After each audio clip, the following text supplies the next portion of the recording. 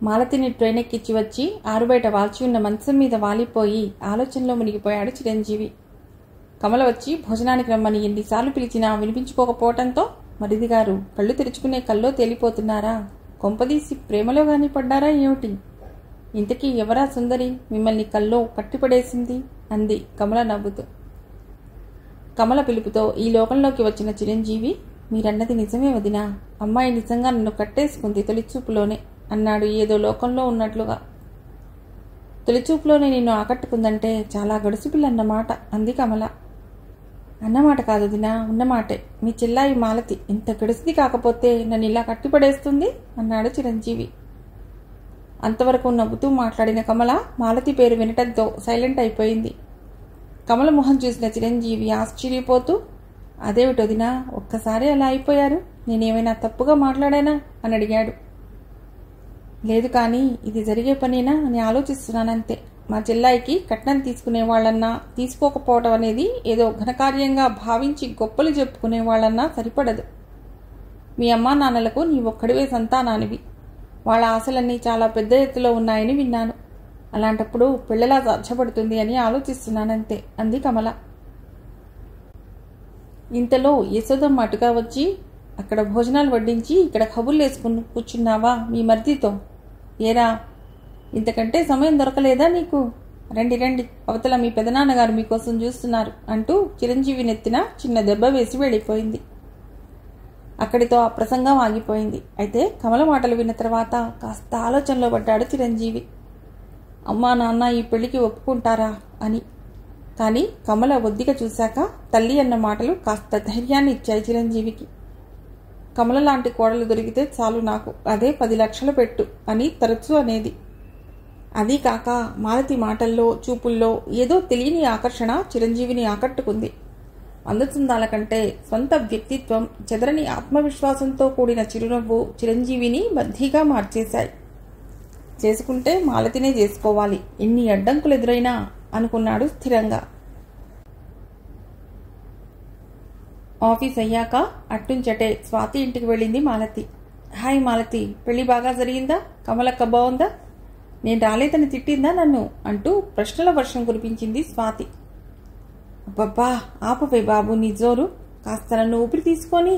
అంత దూరం నుండి కాళ్ళిడ్చుకుంటూ వచ్చింది పాపం. దీని మొహాన కాసిని మంచుళ్ళు పోద్దామన్న ధ్యాసే లేదేమిటి నీకు? సరే అంతా బాగానే జరిగింది. కమలక్క నువ్వు రాలేదని బాధపడింది సరేనా అంది మాలతి. పోవే బడాయి పెద్ద, నేనే కదా పెళ్లికెళ్ళి వచ్చానని ఫోజు అంటూ మంచినీళ్ళు తెచ్చి, ఇంతకీ ఏం చేయను వీటిని, మొహం మీద పోయినా నోట్లో పోయినా అంది స్వాతి గ్లాస్ ఎత్తి పట్టుకుని. గ్లాస్ అందుకుని నీళ్లు తాగి కింద పెడుతూ, రాక్షసి మొహాన పొయ్యమంటే పోసిస్తావా అంది మాలతి నవ్వేస్తూ. నువ్వే కదే పొయ్యమన్నావు, ఇంతకీ పెళ్లి కబుర్లేమిటి అంది స్వాతి స్నేహితురాలి పక్కకు వచ్చి కూర్చుంటూ. ఏముంటాయే అంతా మామూలే, కానీ అక్కడ ఓ గమ్మత్తు జరిగింది స్వాతి. నువ్వు కొనిచ్చావు చూడు, ఆ పర్స్ పోయిందే అంటూ అక్కడ జరిగిన సంఘటనంతా కళ్లకు కట్టినట్లుగా చెప్పింది మాలతి. అదన్నమాట సంగతి, అందుకేనా నీ మొహం అలా మతాబులా వెలిగిపోతోంది అంది స్వాతి. ఛా, నీ ఉపమానాలు పాడుగాను. మతాబు 1-2 నిమిషాలే అలా వెలిగేది, మరి నా మొహం కూడా 2 నిమిషాలైనా వెలిగేది. ఏది నా మొహం సరిగ్గా చూసి చెప్పు అంది మాలతి అల్లరిగా నవ్వుతూ. సరేలే, నీతో మాటల్లో గెలిచింది ఎప్పుడు నేను, అసలు విషయం చెప్పు, ఎనీ రొమాన్స్ అంది స్వాతి కళ్ళు చికిలించి నవ్వుతూ. లాభం లేదే స్వాతి, నీకు ఈ మధ్య బుర్ర బాగా చెడిపోయిందే. ప్రేమ సినిమాలన్నీ చూసి చూసి నువ్వు అలాగే తయారైనట్లున్నావే. లేకపోతే ఎవరో ముక్కు మొహం తెలియని వాడితో ఓ 2-3 గంటల పాటు గడిపినంత మాత్రాన ప్రేమించేయడం తప్ప మరే కార్యక్రమం లేదా నీకు అంది మాలతి కోపంగా. సారీనే, ఏదో సరదాగా అలా అన్నాను, కోపగించుకోకు బాబు. లేకపోతే ఏమిటే నీ మాటలు, ఏదో జరిగింది చెప్తే అలా కలరింగ్ ఇచ్చావు. సరే సరే ఒప్పుకున్నాను, తప్పయిందని. అమ్మ ఏదో టిఫిన్ చేస్తోంది, పద తిందా అంటూ మాలతిని లాక్కుపోయింది స్వాతి టాపిక్ డైవర్ట్ చేస్తూ. 4 రోజులు పోయిన తర్వాత చిరంజీవి దగ్గర నుండి మాలతికి ఉత్తరం వచ్చింది. ఓ 2 రోజుల పరిచయ భాగ్యానికే ఇలా ఉత్తరాల దాకా వచ్చాడే మానవుడు అనుకుంటూ కవరు విప్పింది. డియర్ మాలతి, నా ఉత్తరం చూసిన వెంటనే మీ కనుబొమ్మలు ముడిపెడతాయని తెలుసు, అయినా రాయకుండా ఉండలేకపోతున్నాను. సాహసాన్ని మన్నించి ఉత్తరం చివరి వరకు చదవండి ప్లీజ్. మీరు ఉన్న ఆ 4 రోజులు మీతో ఎక్కువ సమయం గడపకపోయినా మీరంటే ఇది అని వివరించి చెప్పలేని ఆత్మీయతా భావం చోటు చేసుకుంది నా మనస్సులో. ఆ సంగతి మిమ్మల్ని ట్రైన్ ఎక్కించాక కానీ అర్థం కాలేదు. ఏదో ముఖ్యమైన భాగం నా నుండి దూరమైన ఫీలింగ్ కలిగింది ఇంటికి వస్తూనే. ఆ రోజు ఏదో చిలిపితనంగా మిమ్మల్ని ఆట పట్టించాలని మీ పర్స్ తీశాను. కానీ ఇలా నా మనసునే పోగొట్టుకుంటానని అనుకోలేదు. మీ పర్స్ తీసి మీకు కాస్త ఇబ్బంది కలిగించినా కూడా మీరు మంచి మనస్సుతో నా తప్పిదాన్ని మన్నించారు. మాలతి, నేను అతిగా చనువు తీసుకుంటున్నానని అనుకోకండి. మీరంటే నాకు ఇష్టం. నేను మిమ్మల్ని ప్రేమిస్తున్నాను. ఇంతకంటే ఎలా చెప్పాలో ఏమని రాయాలో అర్థం కావటం లేదు నాకు. మీరు అంగీకరిస్తే పెద్దలతో సంప్రదింపులు జరుపుదాం. మీ జవాబు గుంటూరు అడ్రస్కు రాయండి. మీ వాడు కావాలని ఆశపడే చిరంజీవి. ఉత్తరం చదివిన మాలతి అతడి తెగువకి ఆశ్చర్యపోయింది. ఇంకా ఏదో స్నేహం కోరుతూ ఉత్తరం రాసి ఉంటాడనుకుంది తను. కానీ ఏకంగా ప్రేమించానంటూ పెళ్లిలోకే దిగిపోయాడే. సరే, ఓ ఊపి చూద్దాం అనుకుని కాగితం కలం తీసుకుని అప్పటికప్పుడు మాలతి జవాబు రాసి పోస్ట్ చేసింది. ఈ సంగతి స్వాతితో చెప్పాలా వద్దా అని కాసేపు ఆలోచించింది.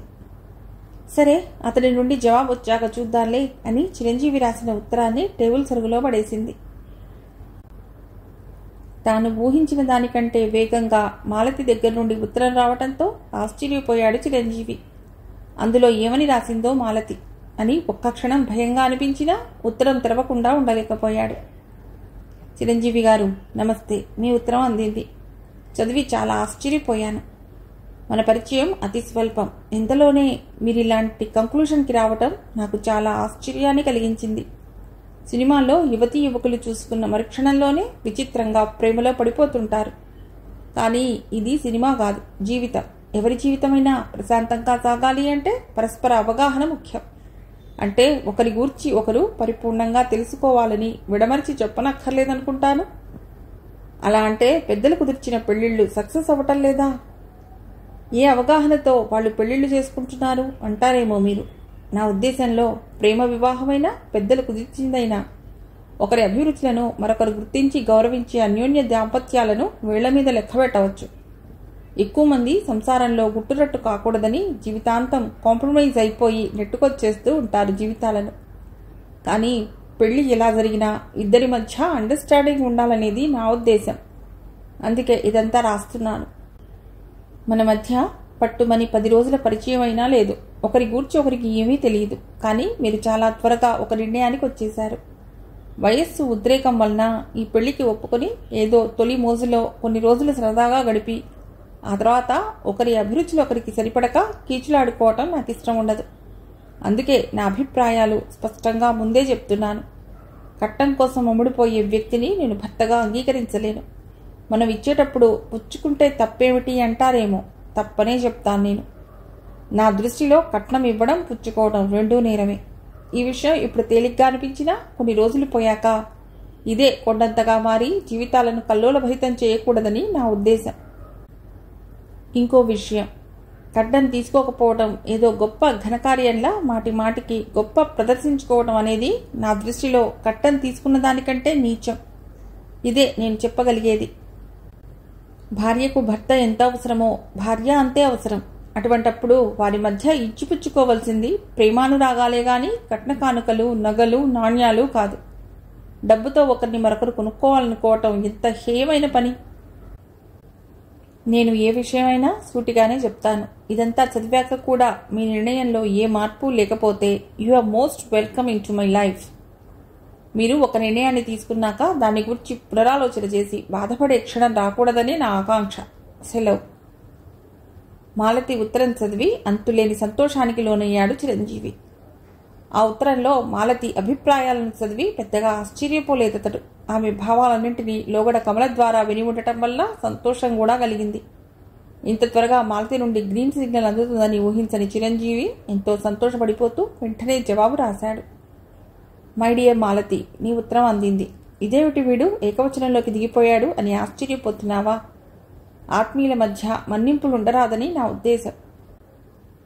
నీవు నాకు ఒక్క ఆత్మీయురాలివే కాదు, నా ప్రాణం కంటే ఎక్కువ. చెప్పాను కదా ఆ రోజు నిన్ను ట్రైన్ ఎక్కించాక నా శరీరంలో ఒక భాగం దూరమైనట్లు బాధపడ్డానని. మాలతి, నీ ఉత్తరం చదివి నేనెంత హ్యాపీగా ఫీల్ అయ్యానో వివరించలేను. ఎందుకంటే నీ సంగతులన్నీ మీ అక్క ద్వారా తెలుసుకున్నాను కనుక ఇక నేను ఆలోచించుకునేందుకు ఏమీ మిగల్లేదు. ఒక్క నీ అంగీకారం తప్ప. అది ఈరోజు లభించింది. ఇంకేం కావాలి నాకు? ఈ విషయంలో మా అమ్మా నాన్నలను ఒప్పించడం పెద్ద సమస్య కాదు. కాకపోతే ఆ రోజు మీ అక్కతో మాట్లాడుతున్నప్పుడు అనిపించింది ఒక్కటే, ఆదర్శంగా నడుస్తూ కూడా కట్నం తీసుకోలేదని చెప్పుకోవటం కూడా తప్పేనని నీవన్న మాటకు వచ్చే. అయితే నీ ఉత్తరం చదివాక ఆ సందేహం కూడా నివృత్తి అయిపోయింది. ఆలోచించాక నీ వాదనలో ఉన్న నిజం అర్థమైంది. నిజమే, ఇందులో గొప్పతనమేముంది? కట్నానికి అమ్ముడుపోకుండా నన్ను నేను రక్షించుకుంటున్నాను అనిపించింది. అందుకే మాలతి, నాకన్ని విధాలా నువ్వు, నీ భావాలు చాలా నచ్చాయి. కనుకే మనస్ఫూర్తిగా నిన్ను నా జీవితంలోకి ఆహ్వానిస్తున్నాను. ఈ విషయం వెంటనే ముందుగా కమల వదినకే చెప్పాలని ఉంది నాకు. త్వరలో మీ ఇంటికి వచ్చి నిన్ను నా సొంతం చేసుకుంటాను. ఉండనా మరి? చిరంజీవి. ఆ ఉత్తరం చదివిన మాలతి ఆనందంతో ఉక్కిరిబిక్కిరైపోయింది. ఇంతకాలం తనని అందరూ ఓ పిచ్చి దానిలా చూస్తూ, నీవన్నీ పిచ్చి ఊహలు, పనికి మాలిన ఆదర్శాలు, కట్నం లేకుండా ఎవరే నిన్ను చేసుకుంటారు అంటూ హేళన చేశారు. కానీ నేనే గెలిచాను అనుకుంటూ చిరంజీవి రాసిన 2 ఉత్తరాలు పట్టుకుని స్వాతి ఇంటికి పరుగు తీసింది మాలతి. స్వాతి, స్వాతి అని ఎగ్జైటింగ్గా అరుచుకుంటూ లోపలికి వెళ్ళింది. ఏమిటే మాలతి ఆ గావు కేకలు? హార్ట్ అటాక్ ఉన్న వాళ్ళెవరైనా నీ కేకలు వింటే ఠామని చచ్చూరుకుంటారు. ఆ కేకలేమిటి? ఈ చెమటలేమిటి? రా కూర్చో అంటూ పక్కనున్న కుర్చీలో గుచ్చబెట్టి మంచిళ్ళు తెచ్చి అందించింది స్వాతి. గట్టగట్ట ఆ నీళ్లన్నీ ఒక్క గుక్కలో తాగేసి గ్లాసు కింద పెడుతూ, స్వాతి ఇలా రా ముందు అంటూ చేయి పట్టిలాగి పక్కన కూర్చోబెట్టింది మాలతి. ఏమిటే మాలతి, ఏమైంది నీకు ఈవేళ? అంది స్వాతి ఆశ్చర్యంగా చూస్తూ. నాకేం కాలేదే స్వాతి, నువ్వు అర్జెంటుగా చదువుకి చుక్కబెట్టు. హైదరాబాద్ ఫోన్ చేయించి పెళ్లికి ముహూర్తాలు పెట్టమని చెప్పు అంది మాలతి ఉద్వేగంగా చూస్తూ. అబ్బా, ఇదా నువ్వు చెప్పే సోది? చాలే అంటూ లేచిన స్వాతిని తిరిగి కూర్చోబెడుతూ, అసలు నేను చెప్పేది పూర్తిగా వినవేం? నా పెళ్లి కుదిరితే కానీ నువ్వు చేసుకోనన్నావు కదా. నా పెళ్లి కుదిరింది, ఇక నీదే ఆలస్యం అంది మాలతి చిన్నగా నవ్వుతూ.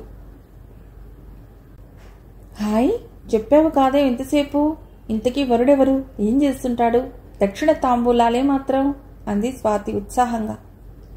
ముద్దు, దక్షిణ తాంబూలాల ప్రసక్తి ఉంటే దగ్గరికే రానివ్వనని నీకు తెలుసు కదా. ఆ రోజు విజయవాడ నుంచి వచ్చాక నా పర్స్ దొంగ చిరంజీవి గురించి చెప్పాను కదా, ఆయనే అంటూ చిరంజీవి రాసిన 2 ఉత్తరాలు స్వాతి చేతిలో పెట్టింది మాలతి. ఆ ఉత్తరాలు చదివిచ్చేస్తూ, నువ్వు నిజంగా చాలా గడుస్తా అనివే మాలతి, ఇంత జరిగినా ఒక్క ముక్కైనా నాకు చెప్పావు కాదు అంది స్వాతి నిష్ఠూరంగా. ఇదిగో అలాంటి మాటలే అనటం వద్దంటాను. అసలు నేను ఇంత దూరం వస్తుందనుకోలేదు. అతడి మాటలన్నీ ఉపన్యాసాల వరకే పరిమితం అనుకున్నాను. ఇలా చేతుల వరకు వస్తుందనుకోలేదు అంది మాలతి. ఏయ్ మాలతి, గమ్మత్తు చూసాబట్టే. సూర్యం మావయ్య ఇంగ్లీష్ లెక్చరర్, మీ చిరంజీవి గారు హిందీ లెక్చరర్. బాగుంది కదూ? అలా కలిసి రావాలి ఏదైనా అంది స్వాతి సంతోషంగా. అవును సుమి, నేను గమనించనే లేదు. అదీగాక హైదరాబాద్కు విశాఖపట్నం కంటే గుంటూరు చాలా దగ్గర, మనం తరచూ కలుసుకోవచ్చు. ఎంత మంచి రోజే మాలతి వేళ. నిజంగా నాకెంత సంతోషంగా ఉందో మాటల్లో చెప్పలేనే. నాకు కూడా అంటూ స్నేహితురాలు భుజం మీద తలవాల్చింది మాలతి. మాలతి ఈరోజు ఇక్కడే ఉండిపోతుంది అంటూ తన తమ్ముడు రవితో ఇందిరమ్మకు కబురు పెట్టింది స్వాతి. ఆ రాత్రంతా ఎడతెగని కబుర్లతో నిద్ర లేకుండా గడిపారిద్దరు. ఆ మర్నాడు మాలతి వెళ్ళిపోయాక సూర్యకి ఫోన్ చేసింది స్వాతి. కాలేజీకి వెళ్లేందుకు హడావిడిగా తయారవుతున్న సూర్య విసుక్కుంటూ ఫోన్ అందుకున్నాడు. ఫోన్లో స్వాతి గొంతు వినడంతోనే అతడి విసుగంతా మాయమైపోయింది. హలో స్వాతి, నువ్వా? ఏమిటి ఈవేళప్పుడు ఫోన్ చేశావు అన్నాడు సూర్య ఆశ్చర్యంగా. ఏం చేయకూడదా? నా మొగుడికి ఫోన్ చేసుకునే హక్కు కూడా నాకు లేదా? నేను ఇవాళ క్లాస్కు వెళ్ళటం లేదు. నువ్వు కాలేజీ మానే, ఎంచక్కా ఇద్దరం ఫోన్లో కబుర్లు చెప్పుకుందాం అంది స్వాతి నవ్వేస్తూ. బాగుంది, తీరిగ్గా కూర్చుని పనులన్నీ మానేసి ఎస్టీడీలో మాట్లాడుతూ కూర్చుంటే మీ నాన్నకి బిల్లు పేలిపోతుంది. ఏటి సంగతి, మంచి హుషారుగా ఉన్నట్లున్నావు అన్నాడు సూర్య. చెప్తే నాకేమిస్తావో చెప్పు ముందు అంది స్వాతి పంతంగా.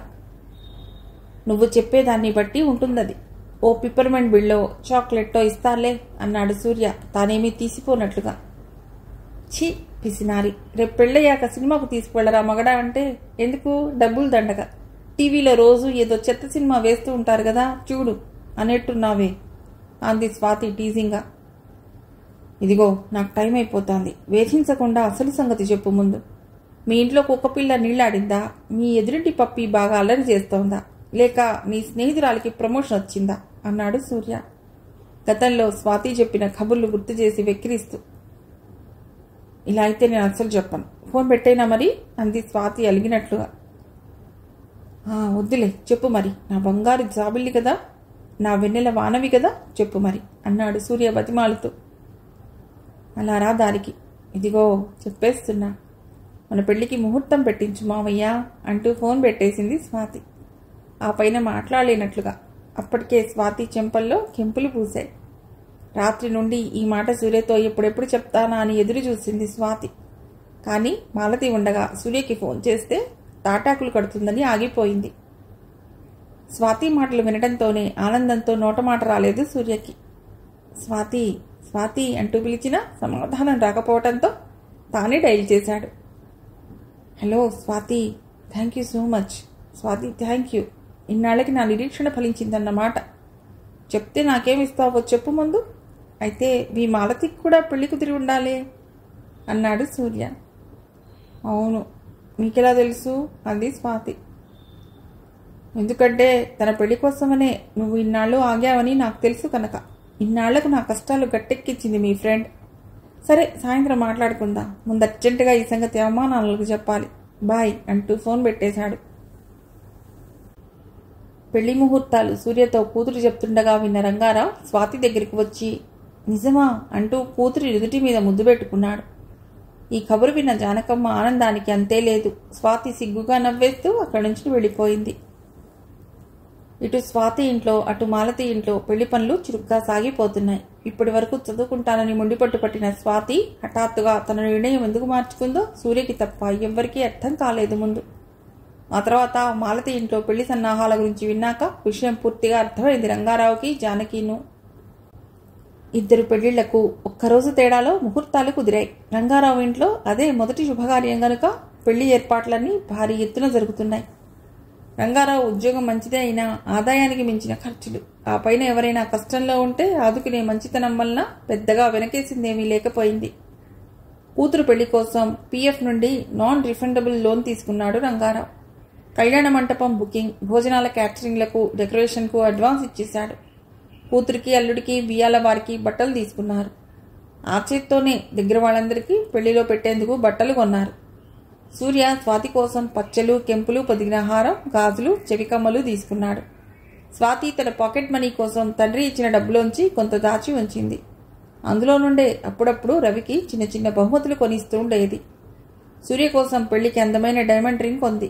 అలాగే మాలతి కోసం చిరంజీవి, మాలతిల పేర్లలో మొదటి అక్షరాలను హర్ట్ షేప్లో ఒకదానిలో ఒకటి ఒదిగిపోయి ఉన్నట్లుగా ఎనామిల్ కోటింగ్తో ఉంగరం చేయించింది.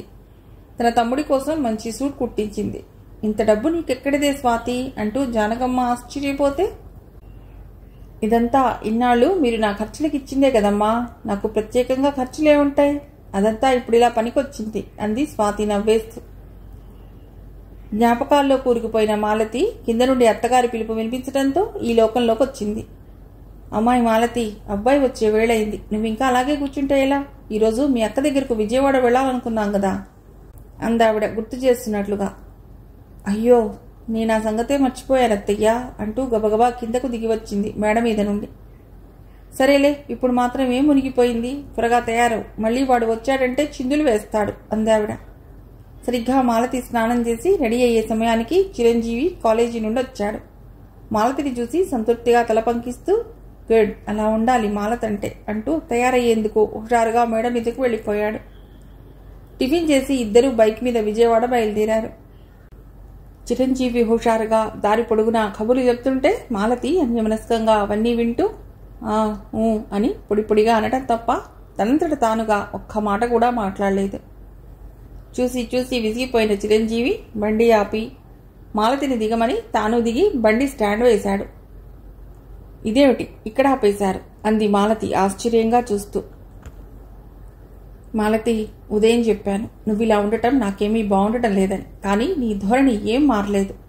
మీ స్వాతి చాలా మంచిది, ఒప్పుకుంటాను. మీ స్నేహబంధం ఇంకా గొప్పది, అందులో ఎటువంటి సందేహమూ లేదు. కానీ నువ్వు ఇలా పొద్దుస్తమానం అదే ధోరణిలో ఉంటే నాకెలా ఉంటుందో ఒక్కసారి ఆలోచించు. నేనెంతో ఉత్సాహంగా ఇంటికి వస్తాను నీకోసం. కానీ నేను కోరుకునే నవ్వే నీ మొహంలో కరువైపోయి నిర్లిప్తంగా నిస్తేజంగా నా వంక చూస్తూ ఉంటే నా ఉత్సాహం అంతా నీరుగారిపోతోంది. మాలతి, ప్లీజ్ అండర్స్టాండ్ మీ. ఇలాగే మరి కొద్ది రోజులు గడిస్తే మనం కొత్తగా పెళ్ళైన వాళ్ళమనే సంగతి కూడా మర్చిపోతానేమో అనిపిస్తోంది అన్నాడు చిరంజీవి బాధగా చూస్తూ. అది కాదండి, కళ్ళు మూసినా తెరిచినా స్వాతే గుర్తుకొస్తోంది. మీకు తెలుసు కదా, స్వాతి కొనిచ్చిన పర్స్ పోతేనే నేనెంత గిలగిల్లాడిపోయాను. అలాంటిది మూడులా మిగిలిపోయిన స్వాతిని అంటూ మాటలు ఆపేసింది మాలతి ఏడుపుతో గొంతు పుడుకుపోగా. బాగా తెలుసు, ఆ పర్సే కదా మన ఇద్దరినీ కలిపింది. కానీ బాధపడుతుంటే సమస్య పరిష్కారం అయిపోతుందా? ఏడుపుకు సమస్య పరిష్కారం కాదు. దీనికేదో పరిష్కారం మనమే ఆలోచించి తన బతుకు గమ్యాన్ని ఏర్పరిచే ప్రయత్నం చేద్దాం అన్నాడు చిరంజీవి. ఏం ఏర్పరుస్తామండి, అది ఉత్త మొండిది. దాని మాట దానిదే గాని ఎవరి మాట వినదు. పాపం సూర్యమావయ్య ఎంత బాధపడుతూ వెళ్ళిపోయాడో అంది మాలతి బాధగా. మాలతి, నిజంగా మీ సూర్యమావయ్యకు స్వాతి అంటే ఇష్టం ఉంటే ఇన్నాళ్ళు ఆగినవాడు మరికొన్నాళ్ళు ఆగలేడా తన కోసం అన్నాడు చిరంజీవి. ఇష్టం కాదండి, అదంటే ప్రాణం మావయ్యకు. కానీ స్వాతే బాధ్యతల బంధనాలను తగిలించుకుని తనని మర్చిపోయి వేరే పెళ్లి చేసుకోమని సూర్యమావయ్యని శాసించింది. అసలు దీనికంతటికీ కారణం సూర్యమావయ్య తల్లిదండ్రులే. వాళ్ళంత నిర్దాక్షిణ్యంగా మాట్లాడి ఉండకపోతే స్వాతి ఇలాంటి నిర్ణయం తీసుకునేదే కాదు అంది మాలతి. సరే, జరిగిందేదో జరిగిపోయింది. ఇప్పుడు మనం జరగవలసిందేదో చూద్దాం. సూర్యగారితో మనం వెళ్ళి మాట్లాడదాం. మనం ముగ్గురం కలిసి ఆలోచించి దీనికో పరిష్కార మార్గం చూద్దాం. అందాక నేను చెప్పినట్లు నీ స్నేహితురాలి గూర్చి దిగులు మాని మామూలుగా నవ్వుతూ ఉండాలి, సరేనా అన్నాడు చిరంజీవి మాలతి చెయ్యి నొక్కుతూ. సరే, మీ మాటలు విన్నాక నాకు ఎంతో ఊరటగా అనిపిస్తోంది. ఇక మీదట మీరు బాధపడే పరిస్థితి రానియన్లేండి అంది మాలతి. సూర్య, నాన్నగారు పిలుస్తున్నారు అంది శాంతమ్మ వచ్చి. మర్నాడు చెప్పబోయే లెసన్ కోసం ప్రిపేర్ అవుతున్న సూర్య పుస్తకం పక్కన పెట్టి హాల్లోకి వచ్చాడు. సూర్య, నువ్వు ఇంకా చిన్నపిల్లవాడివి కాదు. 27 సంవత్సరాలు వచ్చాయి. అలాగే ఏ విషయమూ పదే పదే నాకు చెప్పే అలవాటు లేదు. రేపు మీ మావయ్య గారింటికి వెళుతున్నాం, సిద్ధంగా ఉండు. నీలవేణితో నీ పెళ్లి నిశ్చయం చేయాలనుకుంటున్నాం అన్నాడు రాజయ్య ఏ ఉపోద్ఘాతమూ లేకుండా. నాన్న, మీరు నిశ్చయం చేస్తే సరిపోతుందా? ఇందులో నా ఇష్టాల ప్రమేయం ఏమీ లేదా? ఇంకెన్నోసార్లు చెప్పాను, నీలవేణంటే నాకు ఇష్టం లేదని, స్వాతిని తప్ప ఇంకెవ్వరినీ చేసుకోనని. బావగారు పోయిన కారణంగా మీరు ఈ పెళ్లి రద్దు చేసుకుంటున్నారని అక్కకి తెలిస్తే తట్టుకోగలదా తను? ఆలోచించండి నాన్న. అసలు మీకెందుకింత మొండి పట్టుదలా అన్నాడు సూర్య బాధ కోపం మిళితమైన స్వరంతో. ఏమిట్రా స్వాతి స్వాతి అని తెగ ఇదైపోతున్నావు? నా మేనకోడలు నీలవేణిలో లేనిదేమిటి, దానిలో ఉన్నదేమిటి అంది శాంతమ్మ మండిపడుతున్నట్లుగా. అవన్నీ మీకు చెప్పినా అర్థం కావులేమ్మా. చివరిసారిగా చెప్తున్నాను, స్వాతిని తప్ప ఇంకెవ్వరినీ నేను చేసుకోను. మరోమారు ఈ విషయాన్ని చర్చకు పెట్టకండి దయచేసి అంటూ అక్కడి నుంచి వెళ్ళిపోయాడు సూర్య సమాధానం కోసం ఎదురు చూడకుండా. ఏమిటి శాంత వీడి పట్టుదల? మనం ఇటు చెప్తుంటే వాటటు పోతున్నాడు అన్నాడు రాజయ్య. సరేలేండి, ఇల్లు అలగగానే పండగ కాదు. ఈ పెళ్లి ఎలా చేసుకోవడో నేను చూస్తాను అంది శాంతమ్మ పౌరుషంగా. గదిలోకి వచ్చి మంచం మీద వాలిపోయాడు సూర్య. ఏం మనుషులు వీళ్ళు! డబ్బు చుట్టూనే తప్ప ప్రేమాభిమానాలకు గడ్డిపోచంత విలువ కూడా ఇవ్వరు. అక్కడ పాపం స్వాతి ఎలా ఉందో, వేళకి తింటుందో లేదో. వెంటనే ఒకసారి స్వాతితో మాట్లాడాలనిపించింది సూర్యకు. ఫోన్ అందుకుని నెంబర్ డైల్ చేసి హలో అన్నాడు. ఆ ఫోన్ జానకమ్మ రిసీవ్ చేసుకుంది. హలో సూర్య, ఏమిటి ఈవేళప్పుడు ఫోన్ చేశావు అంది ఆశ్చర్యంగా. ఏం లేదక్క, ఊరికే చేశాను. ఎలా ఉన్నావు అన్నాడు సూర్య ఆప్యాయంగా. ఎలా ఉంటాన్రా, చావు రాక బతకలేక ఇదిగో ఇలా ఉన్నాను. నిత్యం నవ్వులతో కేరింతలతో మోగిపోయే ఇల్లు శ్మశానంగా మారిపోయిందిరా. బావగారు పోతూ పోతూ మాలో జీవకళను తీసుకుపోయారా అంది జానకమ్మ ఏడ్చేస్తూ. ఊరుకో అక్క, ఏం చేస్తాం, మనకంతే ప్రాప్తం. స్వాతి లేదా అని అడిగాడు సూర్య ఆత్రంగా. ఉందిరా, చదువుకుంటోంది, ఉండు పిలుస్తాను అంటూ ఫోన్ పక్కన పెట్టి స్వాతిని పిలుచుకొచ్చింది. హలో మావయ్య, బాగున్నావా అంది స్వాతి అభిమానంగా. నాకేం, బాగానే ఉన్నాను. నువ్వే ఎలా ఉన్నావోనని నా దిగులంతా. దిగులెందుకు మావయ్య, నేను బాగానే ఉన్నాను. నాన్నగారు సర్వీస్లో ఉండగా చనిపోయారు గనక ఆ ఉద్యోగం నాకు వస్తుందట మావయ్య. ఇక మీదట ఆర్థిక సమస్యలుండవు అంది స్వాతి. నిజమా?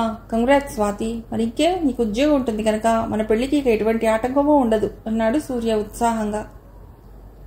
పిచ్చి మావయ్య, ఇంత అల్ప సంతోషివి నువ్వు.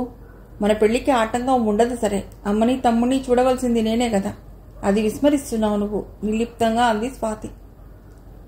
అది కాదు స్వాతి, నీకొచ్చే జీతంతో వాళ్ళని పోషించవచ్చు. మీ నాన్నగారు అనుకున్నట్లే రవిని డాక్టర్ని చేయవచ్చు. ఇక అమ్మ వాళ్ళకి అభ్యంతరం ఏముంటుంది అన్నాడు నచ్చ చెప్తున్నట్లుగా. అక్కడే పొరపడుతున్నావు మావయ్య. అమ్మమ్మ తాతయ్యలకు అంత పెద్ద మనస్సు ఉంటే మన పెళ్లి ఎందుకులా ఆగిపోతుంది? మా నాన్నగారు ఏదో సంపాదించి రాసులు పోసి ఉంటారనే పిచ్చి ఆశతో నన్ను చేసుకుంటానన్నారు. అంతవరకు లక్ష్మీదేవిలా కనిపించిన నేను నాన్నగారు పోయాక వాళ్ళ కళ్లకు జ్యేష్ఠాదేవిలా కనిపించాను. అందుకే వదిలించుకోవాలనుకున్నారు. వాళ్ళ మనస్తత్వం అర్థమయ్యాక ఎంత ఉద్యోగం చేస్తే మాత్రం ఏ ధైర్యంతో ఆ ఇంటి కోడలిగా రాగలను? పెళ్ళయ్యాక రవిని చదివిస్తారనే నమ్మకం నాకు లేదు అంది స్వాతి అదే నిర్లిప్తతతో. అంతేనా స్వాతి? వాళ్ల సంగతి సరే, నా మీద నమ్మకం లేదా నీకు? రవిని నా సొంత తమ్ముళ్లా చూసుకుంటాను. నీ మీద నమ్మకం లేక కాదు మావయ్య, ఇంత జరిగాక భవిష్యత్తు ఎలా ఉంటుందో చెప్పానంతే. నువ్వే కాదు మావయ్య, నేను కూడా నువ్వు లేకుండా. ముంచుకొచ్చిన దుఃఖంతో ఆ పైన మాట్లాడలేక ఫోన్ పెట్టేసింది స్వాతి. ఫోన్ వెంకే చూస్తూ చాలాసేపు అలా ఉండిపోయాడు సూర్య. నాలాగా స్వాతి ఫీల్ అవ్వడం లేదు. నిజంగా స్వాతి నా కోసం వారాట పడుతూ ఉంటే ఇలాంటి నిర్ణయం తీసుకునేదా అనుకున్నాడు సూర్య ఇన్నాళ్లు. కానీ ఈరోజు స్వాతి మాటలు వింటుంటే ఎంత బాధని పళ్ల మధ్య బిగబట్టి ఈ నిర్ణయం తీసుకుందో అర్థమైంది. ఎవరేమనుకున్నా నీకండగా నేనున్నాను అని ఎలా నమ్మించాలి, ఎలా తన నిర్ణయాన్ని మార్చాలి అని ఆలోచిస్తూనే ఆ రాత్రంతా గడిపేశాడు సూర్య. మిస్టర్ సూర్య, జస్ట్ మినిట్ అంటూ పిలుపు విరవట్టంతో అప్పుడే క్లాస్ ముగించుకుని వచ్చి స్టాఫ్ రూంలోకి వెళ్లబోతున్న సూర్య ఆశ్చర్యంగా వెనుదిరిగాడు. ఎస్ అంటూ. ఐఎమ్ చిరంజీవి. చిరంజీవి అని గుర్తుకొచ్చినట్లుగా, ఓ మీరు మాలతి హస్బెండ్ కదూ, గ్లాడ్ టు మీట్ యూ అన్నాడు సూర్య షేక్ హ్యాండ్ ఇస్తూ. Please to meet you. మీకు అభ్యంతరం లేకపోతే అలా కాసేపు కూర్చుందామా అని అడిగాడు చిరంజీవి దూరంగా ఉన్న చెట్ల వైపు చూపుతూ. With pleasure. మాలతి రాలేదా మీతో? రండి, అలా ఇంటికి వెళ్ళి మాట్లాడుకుందాం అన్నాడు సూర్య. మాలతిని నా ఫ్రెండ్ ఇంట్లో దించొచ్చాను, సాయంత్రం వస్తుంది తను అన్నాడు చిరంజీవి. ఇద్దరూ కబుర్లు చెప్పుకుంటూ క్యాంటీన్ వైపు నడిచారు. సూర్య ఇద్దరికీ 2 ప్లేట్ల సమోసాలు, టీ పట్టుకొచ్చాడు. తీసుకోండి అంటూ చిరంజీవి ముందుంచాడు. అవి తింటూ ఇప్పుడు చెప్పండి అన్నాడు సూర్య ఆసక్తిగా చిరంజీవి వంకే చూస్తూ. చెప్పడానికేం లేదండి, నేను పనుండి హైదరాబాద్ వస్తుంటే మాలతి కూడా నాతో వచ్చింది. మిమ్మల్ని చూడాలంటూ మీ ఫోన్ నెంబర్ తెలియదు గనక నేను కాలేజీకి వచ్చాను అన్నాడు చిరంజీవి. ఫోన్లేండి, ఇలాగైనా మిమ్మల్ని కలుసుకోగలిగాను. అసలే మీ పెళ్లికి రాలేదని మాలతి నా మీద అలిగిందిట అంటూ నవ్వాడు సూర్య. అరమరికలు లేకుండా కొత్త వ్యక్తినైనా నాతోనే ఇంత ఆప్యాయంగా మాట్లాడుతున్నాడు. సూర్య ఇక స్వాతి మాలతీలతో ఎలా ఉంటాడో వేరే చెప్పాలా? అందుకే స్వాతి అంతలా బాధపడుతోంది సూర్యని వదులుకోలేక అనుకున్నాడు చిరంజీవి. మాలతి ఎప్పుడూ మీ ఇద్దరి గురించే చెప్తూ ఉంటుంది. వాళ్ళిద్దరూ కలిసిన్నప్పుడు మిమ్మల్ని చాలా ఏడిపించేవారట కదా అన్నాడు చిరంజీవి చనువుగా. మరడక్కండి వాళ్ళిద్దరి సంగతిను. అదేమిటో వాళ్ళిద్దరూ కలిసి నన్ను ఆట పట్టించడానికి రోజుకో కొత్త రకం ఐడియాలు వచ్చేవి కాబోలు. తెలియకుండానే నన్ను ట్రాప్ చేసి తెగ సంబరపడేవాళ్ళు వాళ్ళిద్దరూ. వీళ్ళిద్దరికీ తోడు ఆ రవిగాడు, ముగ్గురు కలిసి నా దుంపదెంపేవారు అన్నాడు సూర్య గలగలా నవ్వుతూ. ఆ నవ్వును మైమర్చినట్లుగా చూస్తుండిపోయాడు చిరంజీవి కాసేపు.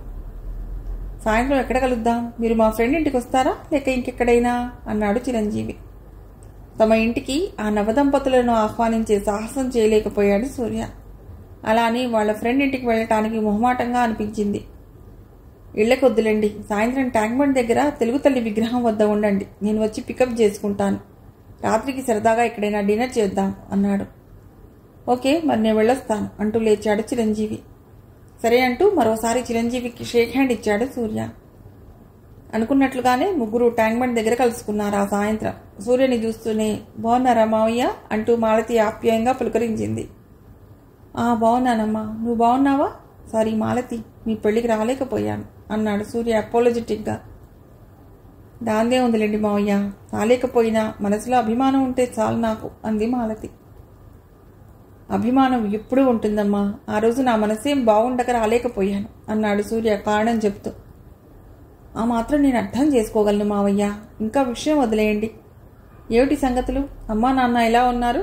మళ్ళీ మీ పెళ్లి విషయమై ఇంట్లో ఏమైనా ప్రస్తావన వచ్చిందా అని అడిగింది మాలతి సూర్య వంక ఆసక్తిగా చూస్తూ. నీకు విషయం అంతా తెలుసు కదా, పాతపాటే. స్వాతిని మర్చిపోయి ఆ నిలబడిని చేసుకోమని ఒక్కటే పోరు. నేను ఖచ్చితంగా చెప్పేశాను, అది జరిగే పని కాదని అన్నాడు సూర్య. అయితే సూర్య, ఇప్పుడేం చేద్దాం అనుకుంటున్నారు? స్వాతి గారు చూస్తే ఆ రకమైన నిర్ణయం తీసుకున్నారు, మీరు ఇలా ఇంట్లో ఒత్తిడికి లోనవుతున్నారు అన్నాడు చిరంజీవి. ఏది ఏమైనా నేను మాత్రం స్వాతిని వదులుకోలేనండి. వీలైతే నచ్చజెప్పే ప్రయత్నం చేస్తాను, లేకుంటే నేను ఇలాగే ఉండిపోతాను. నా నిర్ణయంలో మార్పేమీ ఉండదు, ఆ పైన కాలానికే వదిలేస్తాను అన్నాడు సూర్య. కానీ ఎన్నాళ్ళు ఇలా ఉండిపోతారు? అసలు ఇది సాధ్యమయ్యే పనేనా అన్నాడు చిరంజీవి సందేహంగా చూస్తూ. సాధ్యమనే అనుకుంటున్నాను, ఎందుకంటే తన కోసం 6 సంవత్సరాలు వేచి ఉన్నవాణ్ణి, మరి కొంతకాలం ఆగలేనా అన్నాడు సూర్య. ఆ రోజు ఫోన్లో స్వాతి ఏడుస్తూ అన్న చివరి మాటలు గుర్తుకొచ్చి. సూర్య మాటలు విన్న చిరంజీవి ప్రశంసగా సూర్య వంక చూస్తూ, సూర్య, నేను అనుకున్నట్లే చాలా స్థిరమైన నిర్ణయంతో ఉన్నారు. ఈ ప్రపంచంలో ఏ శక్తి మిమ్మల్ని వేరు చేయలేదు, నాకు ఆ నమ్మకం ఉంది. మన స్వాతి దగ్గర నుండి మాలతిక ఉత్తరం వచ్చింది, అది చదివాక మిమ్మల్ని ఒకసారి కలిస్తే బాగుండనిపించింది మా ఇద్దరికి. అందుకే ఇలా వచ్చా. ముందు ఉత్తరం చదవండి, ఆ తర్వాత ఏం చేద్దామో ఆలోచిద్దాం అన్నాడు చిరంజీవి. మాలతి తన హ్యాండ్ బ్యాగ్లో నుండి స్వాతి రాసిన ఉత్తరం తీసి సూర్యకి ఇచ్చింది. మాలతి, ఎలా ఉన్నావు? ఎక్కడ? నాకు మాత్రం నువ్వు ఇక్కడ లేని లోటు కొట్ట వచ్చినట్టు ప్రతి నిమిషం కనిపిస్తోంది. మన ఇద్దరం కలిసి తిరిగిన beach road, Kailasagiri, public library, Jagadamba centre అన్నీ నేను గుర్తు చేస్తున్నాను. నువ్వు వెళ్ళిపోయాక నేను షికారుగా ఒక్కసారి కూడా ఎక్కడికి వెళ్ళలేదు మాలతి. బతుకంతా శూన్యమైపోయినట్లుగా చాలా వెలితిగా ఉంది. నువ్వు ఫోన్ చేసి మాట్లాడిన 2 నిమిషాలు చాలా రిలీఫ్గా అనిపిస్తుంది. ఆ తర్వాత మళ్ళీ నా ఒంటరితనం, దిగులు మామూలే. రవితో కూడా గతంలోలా సరదాగా గడపలేకపోతున్నాను. ఇంట్లో నాన్నగారు లేని వెలితి అనుక్షణం గుర్తొస్తుంటే అమ్మ, నేను, తమ్ముడు మూగదయ్యాల్లా ఒకరితో ఒకరం మాట పలుకు లేకుండా యాంత్రికంగా నెట్టుకొస్తున్నాం రోజుల్ని. చెప్పడం మర్చిపోయాను, ఇంత ఇబ్బందిలో ఉన్నా తమ్ముడికి 10th లో 90% మార్కులు వచ్చాయి.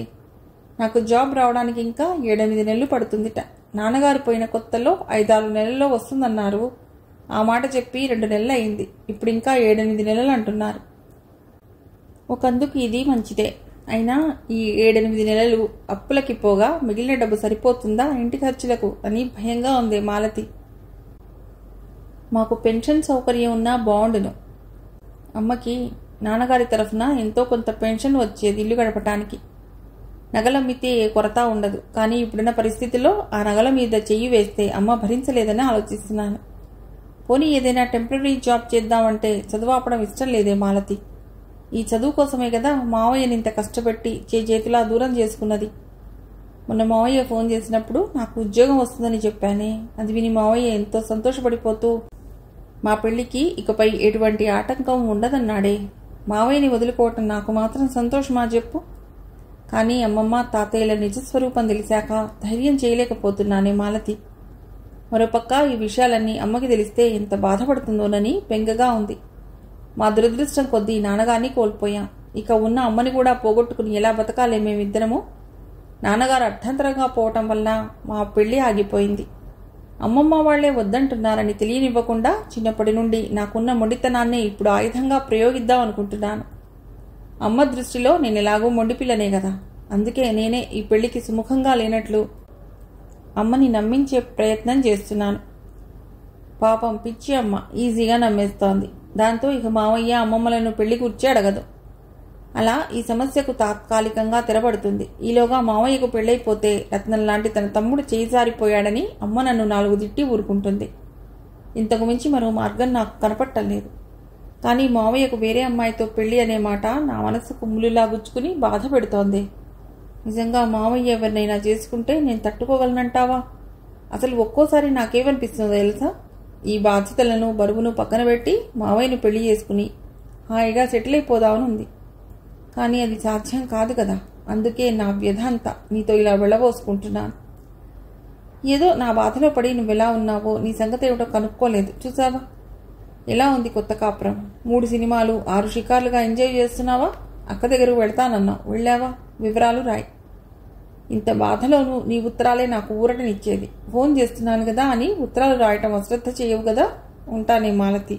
స్వాతి. ఉత్తరం చదివిన సూర్య కళ్ళల్లో నీళ్లు చిప్పిల్లాయి. కష్టాలంటే ఏమిటో తెలియని స్వాతి ఎంత కష్టపడుతోందక్కడ. సమస్యలంతా డబ్బుతోనే ముడిపడి ఉందని తెలిసిన నేను కూడా అసలు వాళ్ళెలా గడుపుతున్నారు, ఆఫీస్ నుండి ఎంత వచ్చింది అనే విషయాన్నే విస్మరించాను. అందుకే స్వాతి అంటుంది, సమస్య తీవ్రత అనుభవించే వాళ్లకు తెలిసినట్లుగా చూసేవాళ్లకు తెలియదని అన్నాడు సూర్య భారంగా. రిలాక్స్ సూర్య, జరిగిపోయిన దాని గురించి విచారించడం అనవసరం. ఇక ముందు జరగవలసిన దాని గురించి ఆలోచిద్దాం. మిమ్మల్ని వేరే పెళ్లి చేసుకోమని అంత ఖచ్చితంగా చెప్తూ ఉన్నా తనకి మిమ్మల్ని వదులుకోవటం ఇంత మాత్రం ఇష్టం లేదనే విషయం కన్ఫర్మ్ చేస్తోంది కదా ఈ ఉత్తరం. ఈరోజు ఏదో భావావేశంలో తీసుకున్న నిర్ణయం రేపు కుంగిపోయేలా చేస్తుంది. అందుకే మనమే దీనికి బ్రేక్ వేయాలి. కొంతకాలం అంటే అది 1 ఏడాదా 2 ఏళ్ల అనేది కాదు ప్రశ్న. అంతవరకు మీరు ఓపిక పట్టగలిగితే ఇక మిగిలిన జీవితం అంతా సుఖాంతమే. అయితే మీ తల్లిదండ్రులు మీ ఆలోచనను సాగనివ్వాలి కదా అన్నాడు చిరంజీవి. ఆ భయం మీకు అవసరం లేదు చిరంజీవి గారు. స్వాతి నన్ను చేసుకోవటం జరగకపోతే నేను ఇక జీవితంలో పెళ్లి మాటే తలబెట్టకూడదనుకున్నాను. అందుకే అసలు ఈ పరిసరాలకు దూరంగా వెళ్ళిపోవాలని ఉద్యోగానికి రాజీనామా ఇచ్చి రీసెర్చ్ కోసం ఢిల్లీ వెళదాం అనుకుంటున్నాను. అక్కడ నా మిత్రులు కొందరున్నారు. వాళ్లే నాకు మంచి గైడ్ని ఎంపిక చేసి పెట్టారు అన్నాడు సూర్య. Good idea. ఇది మీకు కూడా కాస్త మార్పుగా ఉంటుంది. ఈలోగా స్వాతి మనస్సుని రిపేర్ చేసే పనిని మాలతి నేను తీసుకుంటాం అన్నాడు చిరంజీవి. ఆ పని చేయండి, జీవితాంతం మీకు రుణపడి ఉంటాను అంటూ చప్పున చిరంజీవి 2 చేతులు పట్టుకున్నాడు సూర్య. చా, ఇదేమిటి సూర్య, ఫ్రెండ్స్ మధ్య ఉండకూడనివి కృతజ్ఞతలు క్షమాపణలు నేనట. మాలతి చెప్పింది. వాళ్ళిద్దరి ఫ్రెండ్షిప్ చూశాకైనా మన ఇద్దరం ఒకటి కావాలి కదా అన్నాడు నవ్వుతూ చిరంజీవి. అదన్న తీరు చూసి సూర్య కూడా నవ్వేశాడు హాయిగా. స్వాతి, నాన్నగారు పోయిన దగ్గర నుండి మా మనసేం బాగుండటం లేదమ్మా. ఏ క్షణంలో ఏం జరుగుతుందోనన్న భయం నన్ను కుంగదీస్తోంది. నాన్నగారు నీ పెళ్లి చూడకుండానే వెళ్ళిపోయారు. అమ్మమ్మ తాతయ్యల దగ్గర నుండి ఇంకా ఏ సమాచారమూ రాలేదు. అసలు నెల తిరగకుండానే నీ పెళ్లి చేసేస్తే నాన్నగారికి పుణ్యగతులు కలుగుతాయని చెప్పారంతా. ఇప్పుడు 3వ నెల గడుస్తోంది అంది జానకమ్మ బాధగా. ఎందుకమ్మా నా పెళ్లి చేసేయాలని నీకంత తొందర? నేను ఇప్పుడప్పుడే పెళ్లి చేసుకోదలుచుకోలేదు అంది స్వాతి. ఆ మాటలు వినటంతోనే ఆందోళనగా కూతురి వంక చూస్తూ, ఏమిటే మళ్ళీ పాతపాటే మొదలెట్టా? ఎందుకే నన్ను ఇలా వేధిస్తావు? రేపు వాళ్ళొచ్చి ముహూర్తాలు పెట్టుకుందామంటే నేనేం చెప్పాలి అంది కోపంగా జానకమ్మ. ఇంకా వాళ్ళు వస్తారనే గుడ్డి నమ్మకంతో ఉన్న తల్లిని చూస్తే జాలేసింది స్వాతికి. ఏం చెప్తావు? ఉన్నమాటే చెప్పు. నేను ఇప్పుడప్పుడే పెళ్లి చేసుకోనని అంది స్వాతి లేని నిర్లక్ష్యాన్ని నటిస్తూ. స్వాతి, నేను విషయం అడుగుతాను, నిజం చెప్పు. అసలు సూర్యుని చేసుకోవటం నీకు ఇష్టం ఉందా లేదా? తేల్చి చెప్పు ముందు అందు జానకమ్మ నిలదీస్తున్నట్లుగా. ఆ మాట కోసం ఎదురు చూస్తున్న స్వాతి ఇంతవరకు వచ్చాక ఇంకెందుకమ్మా దాపరికం?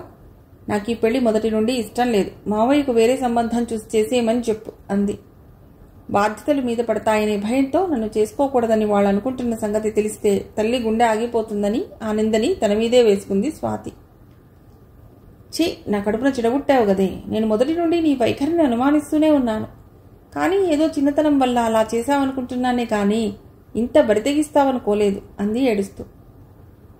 తల్లిని దగ్గరకు తీసుకుని ఓదార్చాలనిపించినా బలవంతాన నిగ్రహించుకుని తల్లి తిట్టే తిట్లను అన్నింటినీ వింటూ శిలలా కూర్చుండిపోయింది స్వాతి. తిట్టి తిట్టి అలసిపోయిన జానకమ్మ ఆ పూట భోజనం మానేసి పడుకుంది. ఆ తర్వాత వారం 10 రోజుల పాటు స్వాతితో మాట్లాడటం మానేసింది. ఇద్దరి మధ్య రవే మీడియేటర్లా వ్యవహరించాడు. ఇంట్లో జరుగుతున్న ఈ కోల్డ్ వార్, చుట్టుముడుతున్న ఆర్థిక సమస్యలు స్వాతిని స్థిమితంగా ఉండనివ్వలేదు.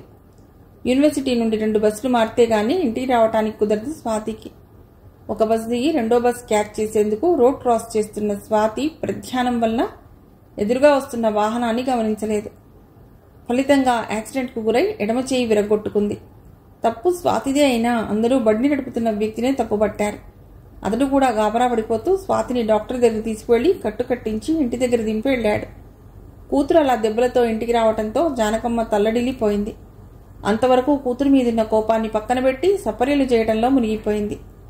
దెబ్బలు తగిలితే తగిలాయి, అమ్మకి నా మీదున్న కోపం పోయింది అని సంతోషపడింది స్వాతి. ఇంట్లో జరుగుతున్నదేమిటో అర్థం కాకపోయినా యాక్సిడెంట్ అయిన విషయం సూర్యకి చెప్పకుండా ఉండలేకపోయాడు రవి. యాక్సిడెంట్ సంగతి వినటంతోనే ఆదుర్దాగా బయలుదేరి వచ్చేశాడు సూర్య.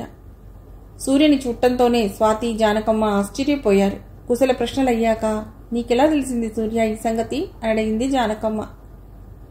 ఎలా తెలిస్తే మీకెందుకు? అసలు నేననేవాడిని ఒకడిని ఉన్నాననే విషయమే మీ తల్లి కూతుళ్ళకిద్దరికీ గుర్తుకు రాలేదు అన్నాడు సూర్య నిష్ఠురంగా. అంత మాట నాకు రా తమ్ముడు. ఏమిటో దీనిలా చూడటంతో నాకు కాళ్ళు చేతులు ఆడలేదు. రాత్రంతా ఒకటే జ్వరం. ఆ జ్వరంలో ఏవేవో కలవరిస్తూ ఒకటే ఏడుపు. రాత్రంతా ఇలా దాని మంచం దగ్గరే ఉండిపోయాను. నీకు ఫోన్ చేయాలని కూడా నాకు తోచలేదు అంది జానకమ్మ.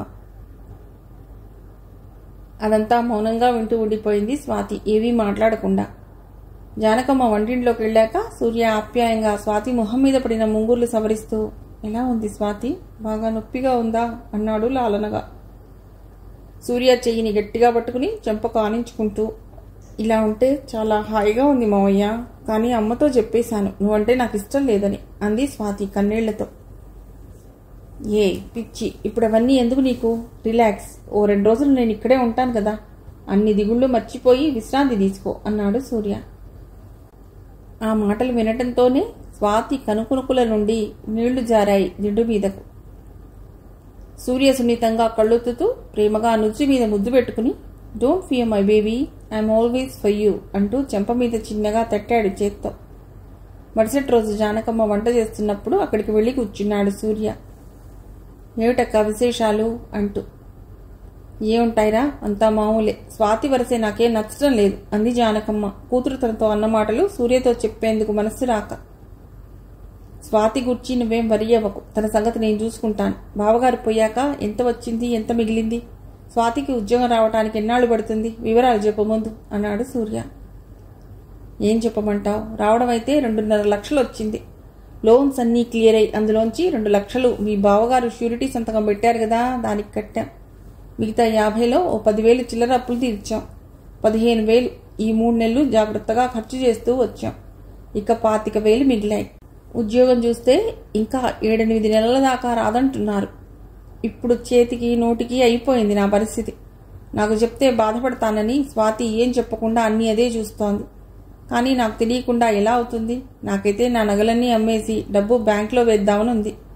కానీ అవి మీ పెళ్లి ఖర్చులకు పనికొస్తాయని ఇన్నాళ్ళు ఆగాను అంది జానకమ్మ.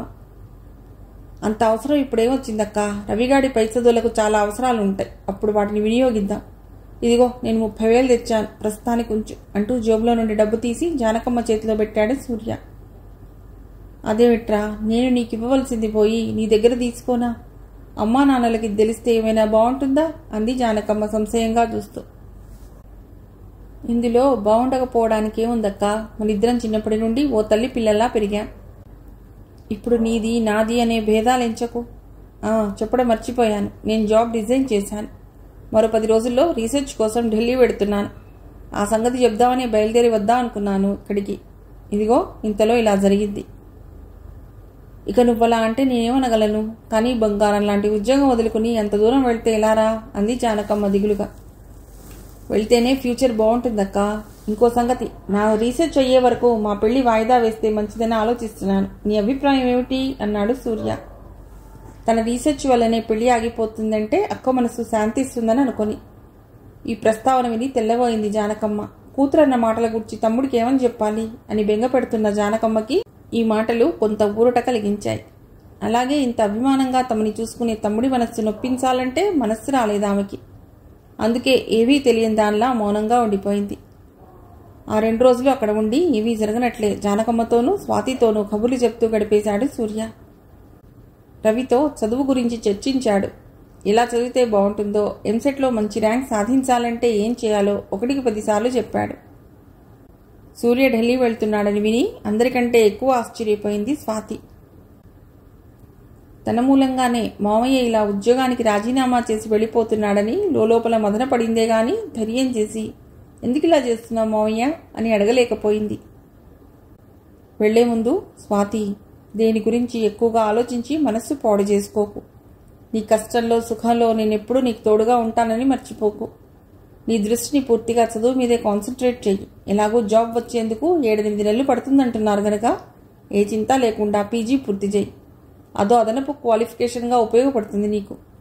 డబ్బు అవసరం వస్తే నేనున్నాననే సంగతి గుర్తుపెట్టుకో అన్నాడు సూర్య. అన్నింటికీ అలాగేనన్నట్లుగా మౌనంగా తల ఊపింది స్వాతి. ఆఖరి నిమిషం వరకు తాను ఢిల్లీ వెళ్తున్న సంగతి తన తల్లిదండ్రులకు తెలియనివ్వలేదు సూర్య. కొడుకు ఉద్యోగం వదిలి వెళుతున్నాడని వినడంతోనే పెద్ద గొడవ చేశాడు రాజయ్య. ఈ ఇంట్లో ఎవరికి వాళ్లే పెద్దవాళ్ళైపోతున్నారు. ఇక మా పెద్దరికాలేవి మిగిలినట్లు?